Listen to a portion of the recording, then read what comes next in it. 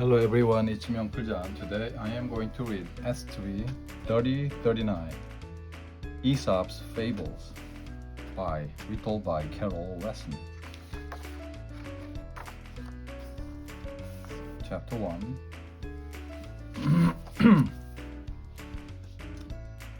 The Tortoise and the Hare. One day, the hare was boasting about how amazingly fast he could run. His friends just yawned. They had heard it all before. The hare started to pick on the old tortoise. "You're so slow. I'm surprised you ever get anywhere," he teased. "A snail could run faster than you." "I may be slow," replied the tortoise, "but I bet I can reach the end of this field before you." "Hooray! A challenge!" whooped the hare. "Come on, everyone, watch me win." "Go on, tortoise, this is a joke." Yet the animals gathered around as the hare and the tortoise lined up to start. "Ready, steady, go!" shouted the badger. Everyone cheered as the hare raced off, leaving the tortoise far behind. Tortoise wasn't bothered. She plodded along at her own speed. What's the rush? Halfway across the field, the hare looked back over his shoulder. "That old tortoise will take all day," he thought.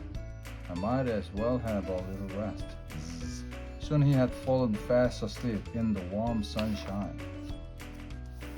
Several hours later, the hare woke up in a panic. In the distance, he could see the tortoise about to cross the finish line. He ran as fast as he could, but it was too late. The tortoise had won. Who's the slow one now? And the moral is, slow but sure can win the race. Chapter 2. The Thirsty Crow. One hot summer, a thirsty crow was searching for something to drink. It hadn't rained for weeks, and he was beginning to give up hope. Then in the distance, he spied a pot on someone's windowsill. He flew over to take a closer look.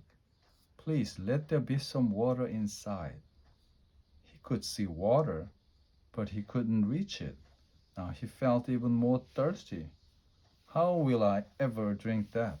Maybe I could break the pot," he thought, but his beak wouldn't crack the hard clay. "If I could just knock the pot over." He pushed with all his weight, but the pot wouldn't budge. The crow felt very sorry for himself until he had an idea. He flew to a pile of pebbles, picked them up one by one, and dropped them into the pot. Each pebble pushed the water up a little higher until the crow could finally take a sip. The cold water tasted wonderful, and the crow congratulated himself on being so clever. And the moral is, try hard enough and you will get what you want. Chapter 3. The Ant and the Dove. On his way home, an ant saw a sparkling fountain. He crawled onto its wall to take a closer look. The next thing he knew, he had slipped into the water. He gurgled and panicked and waved his legs in the air. "Help! I can't swim." Luckily, just at that moment, a friendly dove flew by. She saw that the tiny ant was drowning and quickly flew to a nearby tree. She pulled off a leaf and let it glide down to the ant. "Here you are," she cooed, and flew away. The ant struggled onto the leaf. He breathed a sigh of relief as he floated to safety. Phew! The following day, he saw his rescuer in a field. The dove was out looking for worms, and she wasn't alone. The ant knew the dove was in trouble, but what could he do? With one swoop of his net, the man trapped the dove. "You're coming with me, my beauty," he cried. "Not if I can help it," thought the ant. He ran up the man's leg and bit him. Ouch! The man yelped and dropped the net to clutch his leg. "Thank you, my little friend," cooed the dove as she flew away. And the moral is, one good turn deserves another. Chapter 4. The Fox and the Stork. One evening, a sly fox invited a hungry stork to dinner. "Make yourself at home while I serve our meal," said the fox. The stork sat down. Delicious spicy smells wafted in from the kitchen.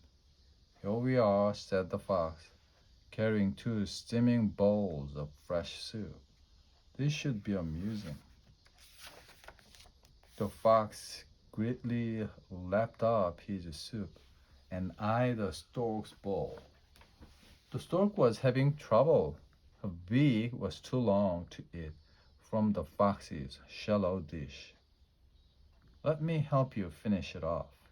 She flew home in a bad mood, feeling very hungry. "That cunning fox tricked me and ate my dinner too," she squawked and plotted how to get back at him. A week later, the stork invited the fox to dinner. "Your soup was so delicious," she said, "I thought I would make some too." The stork poured the soup into the too tall jar. She ate hers easily, but the fox hadn't a chance. His nose was far too short. "I've been fooled by my own trick," he sighed. And the motto is, play mean tricks on people and they may play them back on you. Chapter 5. The Mouse's Tale. A little brown mouse lived happily under a hedge in the countryside. One day his cousin from town came to visit. "I thought I would try our life in the country," he said. "You'll love it here." Country Mouse did everything he could to look after his city cousin. He gave him the best piece of moss to sleep on and fed him his tastiest nuts and vegetables. "You call this the good life? Have some more, Carrot." The town mouse wasn't impressed. He found the food horrible and the life boring. "Why don't we both go back to the town?" he suggested. "We can have some fun, real fun." So off they went. On the way, the town mouse told his cousin how they would dine like kings. As night fell, they arrived at a large town house. "This way," whispered the town mouse, scrambling under the back door. Up a flight of stairs and down a long hall, they found the dining room and the dining room table. The country mouse couldn't believe his eyes. "I've never seen this much food," he squeaked. They were nibbling away when the door opened and in came a man. The two cousins hid and held their breath. The man came closer, appeared in the fruit bowl, took an apple, and left. "All clear," said the town mouse, but his little cousin was too scared to eat any more. Swiss cheese is so tasty. In the corner, a large cat was woken up by all the noise. He padded across to the table and spotted the two mice. The country mouse squealed as the cat sprang onto the table. "Follow me," cried his cousin. They dived into a mouse hole. "Don't panic. Help." "How did they eat my master's food?" The country mouse was very frightened. "This isn't my idea of fun," he sniffed.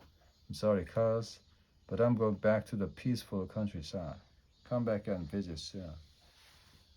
He waved the town mouse goodbye and set off for his comfy little home under a hedge. You must be joking, and the moral is a simple, quiet life beats a rich, dangerous one. Chapter 6 The Dog and the Bone. One day, a naughty dog stole a big, juicy bone from the butcher. He can't catch me, the dog scampered away across the fields and onto a bridge that crossed the stream. I think I'm safe now. He looked down at the water, jumped in surprise.